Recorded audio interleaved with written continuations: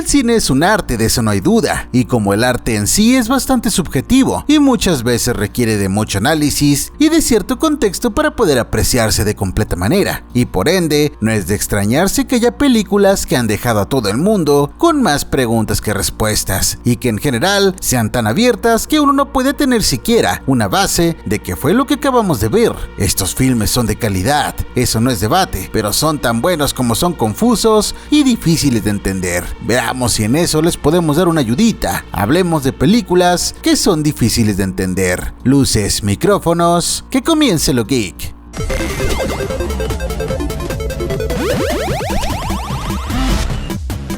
Antes de comenzar, quiero aclarar que la numeración no tiene ninguna importancia.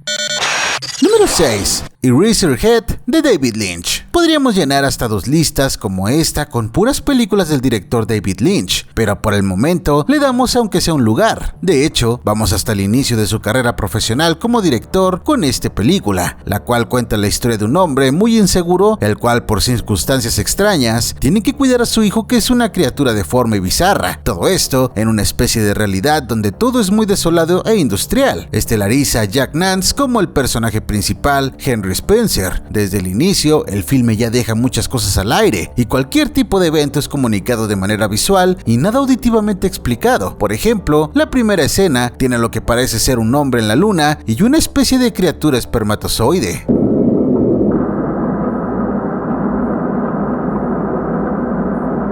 Describir los eventos es simple, por qué o cómo suceden es otro reto difícil completamente diferente. Lynch ha aclarado que sí hay un verdadero significado detrás de todo en el filme y que nadie le ha atinado al día de hoy. ¿Es eso? ¿O puede que Lynch esté haciendo la troleada más grande en la historia del cine? El filme tiene elementos de horror psicológico y posiblemente cósmico. Algunos incluso lo llaman una especie de comedia negra debido a varias secuencias increíblemente bizarras y extravagantes, pero una vez más, nada es concreto. Lo que sí es concreto es que el hijo mutante y bizarro de Henry Spencer te dará pesadillas durante los siguientes días.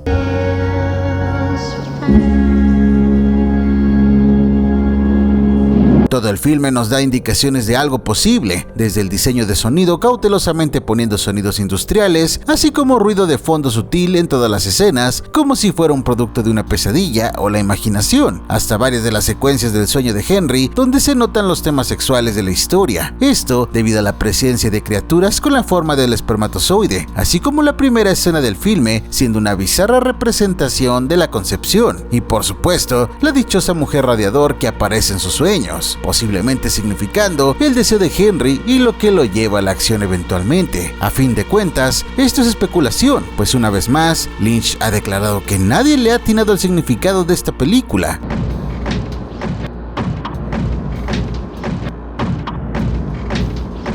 En su época fue demasiado para cualquiera, pero empezó a ganar reconocimiento en funciones de medianoche y al día de hoy es considerada una de las muchas obras maestras de David Lynch. Directores como Stanley Kubrick y Darren Aronofsky fueron inspirados en el filme e incluso el legendario artista y diseñador H.R. Giger lo llamó como una de sus películas favoritas. Pero bueno, se sigue hablando, analizando y desmenuzando al día de hoy, sin una interpretación que satisfaga a Lynch, y es porque el filme puede llegar a ser demasiado abierto en cuanto a su enfoque de pesadilla y los elementos de horror, secuencias donde el cerebro del personaje es procesado para hacer gomas de borrar, la mujer radiador pisando a las criaturas esperma, el hombre de la luna. Hay mucho que desmenuzar, demasiado incluso, pero vaya que mantiene la mente ocupada por mucho tiempo.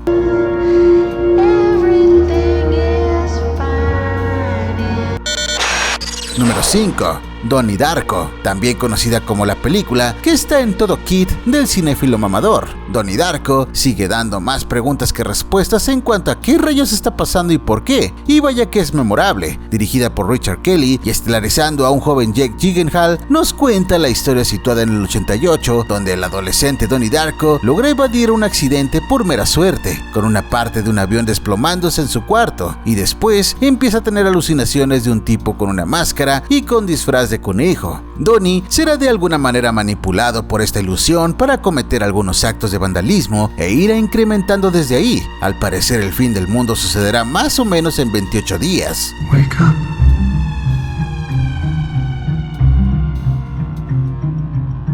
El filme vagamente establece ideas como el paso o la manipulación del tiempo, predestinación y una especie de crisis existencial. Es un enfoque algo abrumado en cuanto a crecer y el rol que varias personas juegan en una sola vida, pero todo eso queda en cuestión cuando por fin te dan algunas respuestas y de la nada efectos en computadora empiezan a aparecer en pantalla. Eso llega a complicar cualquier interpretación posible. Vaya, parece que hay indicadores de posibles poderes superhumanos en cuanto a Donnie y cómo eso encaja en la manipulación científica del tiempo y un tipo en traje de conejo. No tenemos idea alguna, pero vaya uno que se siente intelectual tratando de analizarlo, y para ser justos, es más en la manera en la que cuentan estas cosas, no tanto el concepto de las ideas en sí.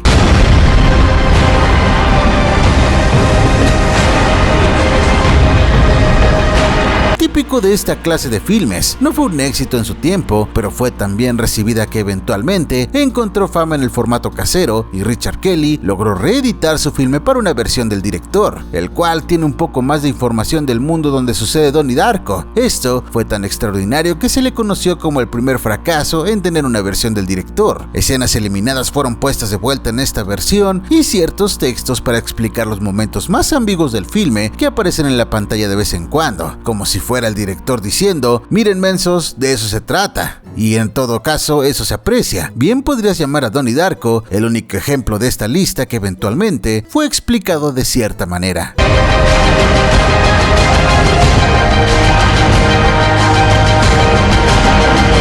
Irónicamente, este nuevo corte del director fue bien recibido al principio, pero al día de hoy se le conoce como la versión inferior precisamente por los detalles que descubrimos anteriormente acerca del texto y las nuevas escenas, así como el nuevo soundtrack que no fue tan efectivo como la versión original. Muestra clara de que a las audiencias les gusta ejercitar su cerebro de vez en cuando, pero ambas versiones del filme son recomendables. Ambas vienen de la misma mente y siguen formando parte de la cultura del cine, así que saquen sus trajes de conejos de Halloween, pongan su soundtrack nostálgico y hablen de viajes en el tiempo por ninguna razón en específico y disfruten de la recomendable Donnie Darko, ya sea la versión que te deja con más preguntas o la que al parecer no te deja nada para después. De cualquier manera, tu cerebro te lo agradecerá.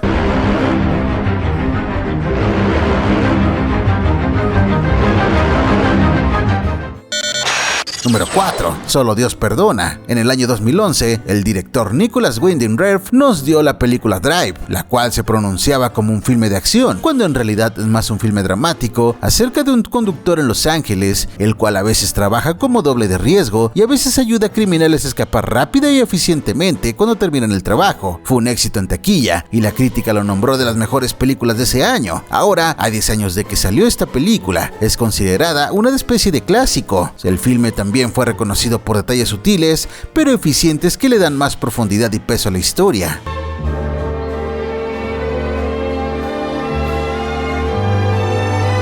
Y parece que entre más películas hace Nicolás, más sutiles e interpretativas se vuelven, y por esta razón también ha alienado más y más a las audiencias. Su siguiente película después de Drive ya estaba dejando a varias personas frías debido a la clase de contenido y cómo era presentado. Estamos hablando de Solo Dios perdona, que trata de... Bueno, aquí sí requerimos un poco de supergeneralización, pues es algo complicado. En términos amplios y sin definir, trata de un expatriota que es dueño de un club de boxeo en Tailandia, el cual usa como para traficar drogas. La policía estará tratando de parar este tráfico y las cosas se complican a tal punto que uno se pregunta ¿de qué se trata todo esto? I know it's hard for you. You've lost your brother. El filme prueba la paciencia de las audiencias con escenas muy violentas y crudas, y escenas donde un policía está cantando canciones en un karaoke durante 3 minutos. Fue tan disparatada para muchos que cuando se mostró en el Festival de Cannes, muchos críticos abuchearon el filme y otros pocos lo aclamaron, y eso quedó reflejado en su audiencia general también. Para muchos, el filme no estableció suficientes bases generales para balancear los elementos más ambiguos y crudos, y para otros, el nivel de violencia y ejecución de sus ideas distrajo mucho del propósito de la historia. Cosas así se reflejan en el filme, en la forma de un hijo ya de como 30 años queriendo entrar al vientre de su madre muerta, y una espada que sale de la nada de la espalda de un policía, por mencionar algunos.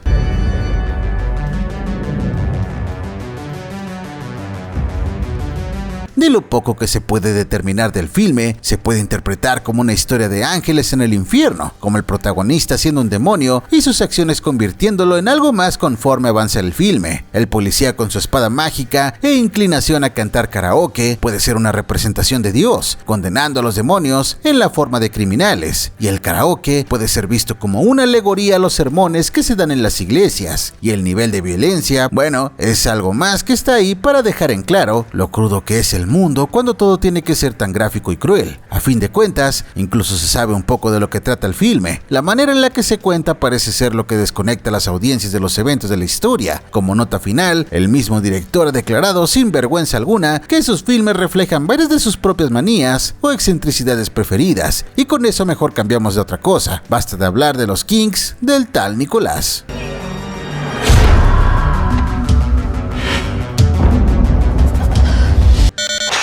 Número 3. El hombre duplicado. El director canadiense Denis Villeneuve es definitivamente de los mejores directores trabajando al día de hoy. Un verdadero visionario y ya en el camino de volverse legendario. Ha dirigido filmes como Sicario, La Llegada, Blade Runner 2049, todas aclamadas por los críticos y las audiencias, y recientemente nos dio la primera parte de la ambiciosa adaptación de Duna de Frank Herbert, la cual fue un éxito en todo sentido, y ya se viene la segunda parte. Pero incluso Villeneuve a veces ha dejado a los críticos y audiencia algo divididos en un filme bastante abierto y muy interpretativo, de esos que parecen requerir conocimiento académico para siquiera sacar una hipótesis o teoría. Este filme fue en el año 2013, estelarizando a Jake Gyllenhaal y a otro Jake Gyllenhaal en la película del hombre duplicado. Who's on the phone?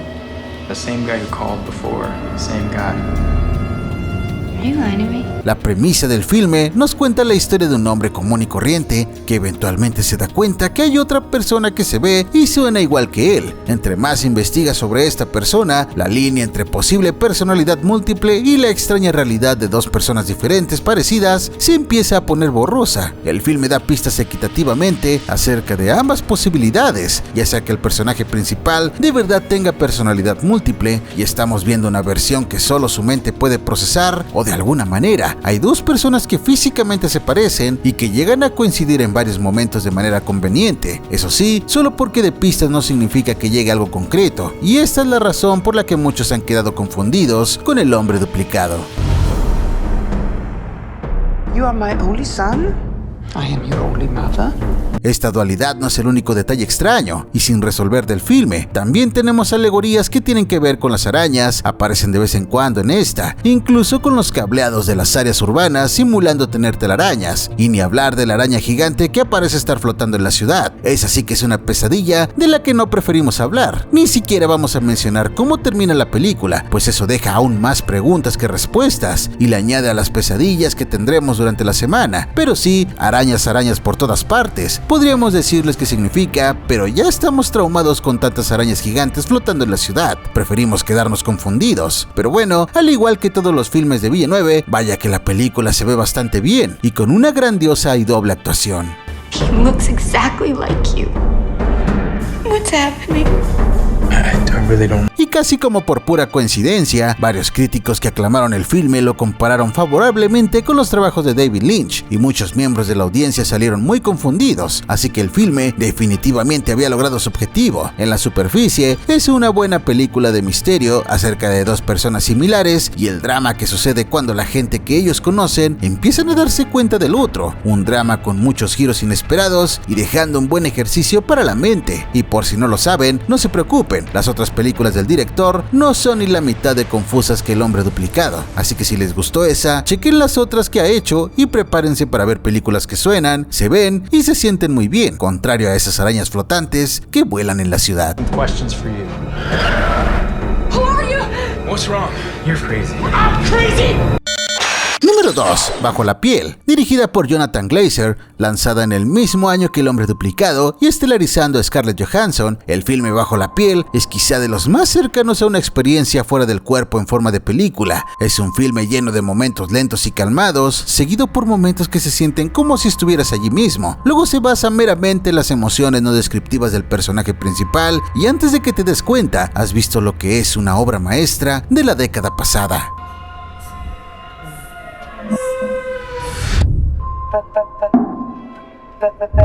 La historia de Bajo la piel cuenta de una mujer atractiva interpretada por Scarlett, la cual se la pasa en su camioneta buscando a una persona en varios lugares de Escocia, para después llevar a esa persona a un lugar un tanto misterioso donde termina hundiéndose en un mar de nada, y luego esta mujer vuelve a buscar a otra persona. La razón del por qué no es especificada en líneas de diálogo, meramente en sus reacciones y en las acciones que toma en el resto de la historia, pero algo queda bastante claro: no estamos viendo a un ser humano, y al dejar tantas cosas meramente en términos visuales, ya se puede ver el por qué muchas personas no han sabido qué decir del filme. So you live alone? Yes.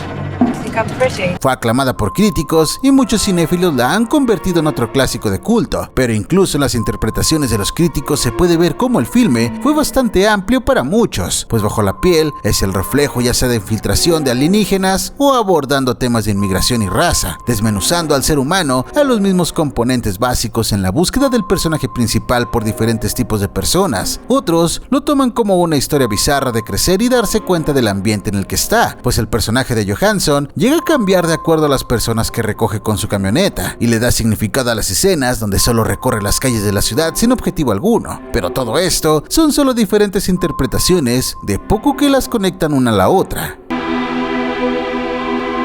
When was the last time you touched someone? Desafortunadamente, este interés no se reflejó en la taquilla del filme, pues a pesar de la crítica positiva y aclamadora, Bajo la piel fue un fracaso al reunir solo $7 millones en comparación a los casi 14 millones que costó hacerla. Puede llegar a ser muy elusivo para muchos, pues depende de cómo la gente percibe las emociones de lo que se ve en pantalla, pero con la mente abierta, definitivamente deberían checar Bajo la piel. Será algo que no van a olvidar, y si no es suficientemente incentivo para que la vean, los dejamos con estas palabras: Scarlett Johansson aparece sin ropa. De nada.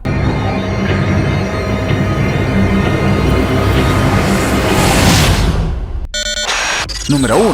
Historia de fantasmas. El director David Lowery es otro que también está ganando atención por su calidad cinematográfica y por ser otro legítimo visionario trabajando en la industria del cine profesional. El año pasado nos sorprendió con la película de La leyenda del Caballero Verde, y este año tendremos su versión de Peter Pan con la película Peter Pan y Wendy. Pero en el 2007, el director dio mucho de qué hablar a los críticos profesionales y mucho que discutir entre miembros de la audiencia con su filme de entonces, Historia de fantasmas. When I was little, we used to move all the time. I would write these notes. La película trata sobre una pareja casada interpretados por Casey Affleck, hermano del anterior Batman Ben Affleck, y Rooney Mara, hermana de Kate Mara. Qué ironía que todo trate de hermanos, pero no involucra incesto. En fin, esta pareja parece vivir una vida lo suficientemente feliz, hasta que un día el esposo muere en un accidente de autos enfrente de la casa. Aún así, parece que el espíritu del esposo se queda en la casa cubierto del mismo manto que tenía su cuerpo en la morgue, y se la pasa en lo que era la casa de él y su esposa durante años. Lo que pasa es un montón de sucesos supuestamente random, conectados meramente de manera temática, pero difícilmente cronológico.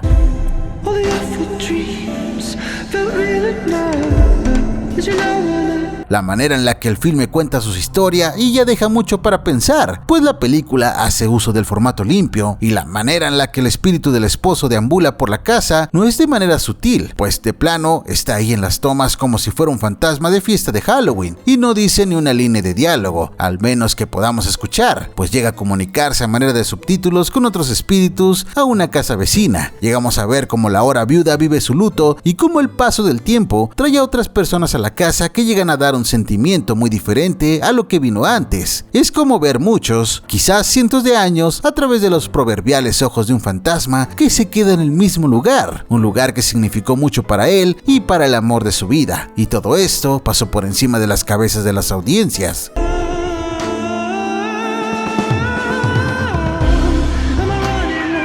El mismo director llamó al filme como su manera de lidiar con sus miedos a donde se dirige la humanidad y el mundo. Historia de fantasmas puede llegar a ser muy seco para algunos, muy cursi para otros debido al tema de la pérdida de un amor y la apariencia simple del fantasma. Y otros lo ven como un filme que a veces confía en la percepción de la audiencia y a veces no, con personajes que eventualmente viven en la casa explicando lo que esencialmente son los temas de la historia. And maybe the whole world will remember you, or maybe just a couple of people, but you do what you... Pero aún hay muchas dudas que dejan lugar para más plática, como las notas que se encuentran en la casa, las canciones que el personaje escribió cuando estaba vivo y el pasado del tiempo cíclico que parece suceder en alguna parte de la historia. Es de esos filmes que deben ser vistos por ustedes mismos para sacar sus propias conclusiones, y vale la pena verla. Quizás estén de acuerdo con las interpretaciones, quizás lleguen a conectar el filme con temas de la existencia de Godzilla y la superioridad de Alaska o algo así, quién sabe, pero definitivamente los dejará pensando, aunque no lleguen a entender lo que acaban de ver.